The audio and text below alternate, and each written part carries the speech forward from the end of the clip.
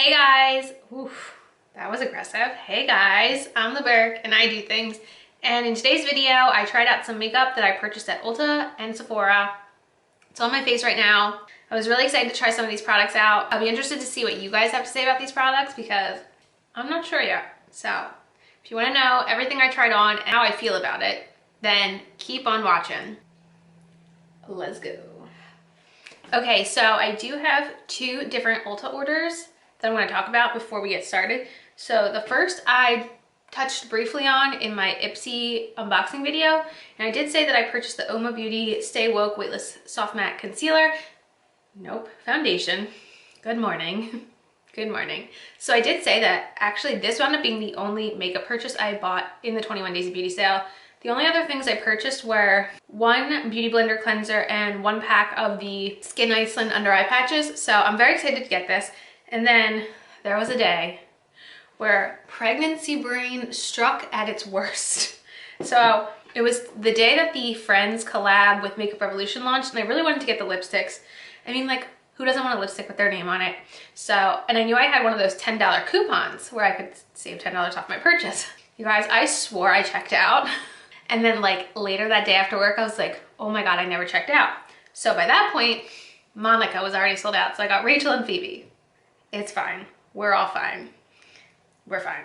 And the other thing I wanted to buy was a new shade of the Uoma Beauty Stay Woke Concealer, because the one I have is more of like a self-tan shade. And I was like, I'll have like a lighter shade to use with the new foundation because it'll be great. I literally bought the same shade I already have. I don't know how, but I did. Like, how did I do that? So, I mean, I'm going to, I think what my plan is, I'm going to still use them together because this formula is one of my favorite concealer formulas. So I don't care that I have like a backup now of this shade. I wish that I had gotten a new shade, but I'd like to see how these perform together. So I think I'm going to start off with the concealer since it's a little darker under the eyes. And then I'm going to go in with the foundation. I've heard nothing but great things about this foundation. Now with the foundation, I know that the shade range is different formulas. So I have the, like the lightest, the fairest, whatever formula that is. And I think that one helps combat with redness, which works for me. I don't know about the concealers. Does anyone know if the different concealer lids mean it's a different formula? I'm not really sure. Regardless, we're gonna do that today. And then I'll probably, of the two lipsticks, be using Rachel today because it's the more neutral one. Even though Monica was like the neutral one, I'm pretty sure. And I'm pretty sure that's why that one sold out. Rachel's more of like a mauve, whereas Phoebe's more of like a berry. And I feel like the berry with the berry would be a little too much today. So we're gonna do some Rachel lipstick on my Rachel lips. The only thing I have on right now so far is my e.l.f. Jelly Pop Dew Primer. I've really been enjoying this a lot. I feel like it does make a nice tacky base for us to get started. So really quick, I am gonna use my Uoma Beauty concealer. Like you can see, like it's a little bit darker than we would want, but it is what it is. I feel like this is a nice, I want to say medium coverage concealer. It's not full coverage in my opinion, but it's a nice medium. Okay, so now that we are mediumly concealed, I am going to go in with this foundation. It does say it is a hydrating foundation. It says adjustable coverage. For medium coverage, use sparsely. For full coverage, use generously. For extreme coverage, apply multiple layers. We might be going somewhere between medium and full. We'll see what happens. I am going to use my Real Technique sponge, so that'll probably shear it out a bit. Oh, it's very liquidy. I was not, ooh, that is light. Did I say what shade I got this in?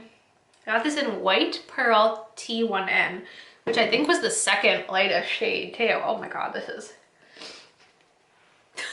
you guys, what the heck? Okay, it's fine, we're fine. We're gonna really blend that out. I mean, it definitely matches the color of my hands. My hands are very pale. It's fine. This is my winter shade. I mean, I think once we like bronze and everything, it'll bring some life back to my skin. But actually the actual like finish of the foundation is really pretty. I would just pay someone to be my professional shade matcher, honestly. Like, one I got too dark, one I got too light. That's our face. I mean, it's honestly not the worst shade match. It's just, I am sometimes so translucent. I'm gonna throw in a little eye primer before we powder. This is my CoverGirl lid lock. Now for something that's been in my brain for 3 years now. I don't even know. I bought an Hourglass holiday palette. These things are hella expensive. So this is their sculpture palette. It has 2 of their ambient lighting powders, a strobe powder, 2 blushes, and 1 bronzer.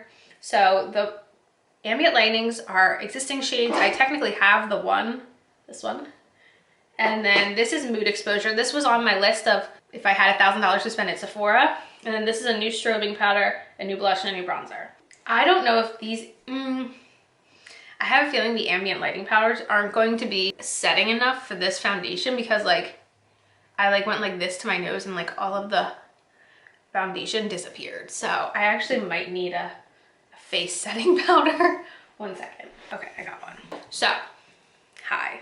I don't know if I have allergies or what right now, but it better not be a cold because I do not want to get a cold. So, background of why I bought it. So, about 2 months ago, I bought this mini ambient lighting powder and it's all I've been able to reach for since buying it. And I can even tell based on, because these are the same size pans, my pan in this is already flattened out and like not baked and domed like this. Like I love this powder and I've really been trying to come up with some sort of a nice, easy little makeup bag that I'll be able to use when the baby's born so that when I do have, you know, 5 seconds to do my makeup, I at least have 4 products in one right here to work with. So I call it my pre-push present to myself because I've never bought something this expensive makeup-wise in my entire life. So this is a gift to myself. So what I'm first gonna do is I'm going to use the diffused light powder and I do like focusing that under my eyes because it just sets your under eyes, but it doesn't make them look powdery and I just love it. It's such a beautiful powder, so yeah. Now what I was thinking, if this works, it works. If it doesn't, we'll use an actual like setting powder. Is I'm gonna mix the 2 ambient lighting powders together and try to set the rest of my face. Because this is what I feel like I would do. Maybe I'll even focus more on the darker one since our foundation's pretty light right now. Just so that we can get this powder set into place. Oh, I definitely hit some of the bronzer right there. That is something to be wary of with these tiny pans. Oh, I forgot. Another reason I was able to I like how I have to justify things to myself. So I'm pretty sure I paid $25 for this one pan. So $80 for this pan is actually a better deal in that case. It didn't fully set it down, but I feel like it's maybe a little less tacky now. So actually, let's just keep going with it this way. Let's not use the actual powder. And now I am going to try going with the bronzer. So this bronzer, they call a natural bronze light. I don't understand. Ooh, God, I went in a little heavy with that. I don't understand why they don't make multiple shade ranges for these palettes. To me, marketing wise, it makes no sense. They would sell so many more if they made 3 or 4 different like shade options for the palette for different skin tones. Like even for me, I think this highlight might be a little dark. So I don't know why they don't use this as an opportunity to, you know, be able to sell more product. Like that's usually what brands want. They want to sell as much as they can in the holiday season. I don't really get it. I think the oh, this is my first time trying an Hourglass bronzer. Hello, good morning. I think it looks good. It's not like warm orangey. I feel like it does have a little bit more of like a red undertone, which I feel like flatters my skin better personally. Do we think that brought more life back to my skin though, with how light the foundation was? Maybe a bit, maybe a bit. I do want to try Mood Exposure, especially since this was a shade I've been wanting. As soon as I heard it was Mood Exposure, I was like, ooh. Now it's like really tempting. I don't know. It does just look like very natural and sheeny. I'm almost tempted to not try the highlighter today because I just feel like it's gonna be too dark. It's gonna kind of ruin the vibe we got going on here. I will say like everything's blending on top of the foundation well, but it definitely like has tackiness to it. So like we're going to go to like this like little tiny farm around the corner from us where we can buy some pumpkins, and I'm gonna have to wear a mask, and I'm pretty sure we're gonna have a lot of transfer, especially on the nose where it looks like nothing wants to stick. Like, Can you see how red my nose looks? That is, that is most definitely the foundation not wanting to stick on my nose. Oh my God. There's no foundation on my nose right now. All right, I'm gonna grab this Pure 4-in-1 powder foundation and try to add some coverage to my nose because that's gonna be a problem. Okay. So I feel like with this foundation, I'm going to have to put extra care into the center area because all that foundation just completely disappeared. But I really like the actual like natural glow that I'm getting from the products. So that's exciting so far. All right, now I'm going to go do my brows and my eyeshadow, and we can come back and try one of the lipsticks, probably the Rachel.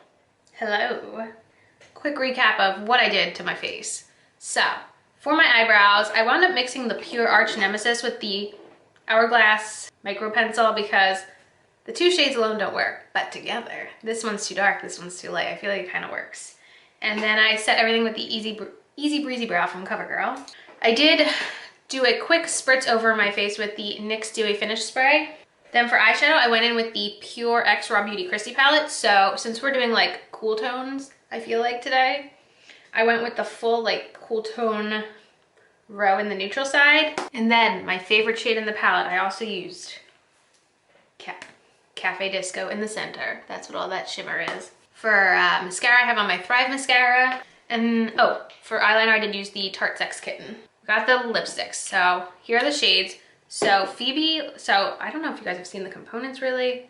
The Phoebe shade, like I said, is more of like a berry, which I think would be too much with this berry toned shirt today. So I am going to go with my lipstick, guys, my lipstick, which, like I said, it's more of like a mauve tone, which is why I went with a cool tone eye look. Since it is a cream lipstick, I think it's cream. I don't think it's matte. I don't know. I did line my lips. This is the NYX Suede lip liner, matte lip liner in Los Angeles. And now I'm gonna try this out. I don't know if I've ever used a lip product from Makeup Revolution. This might be a first.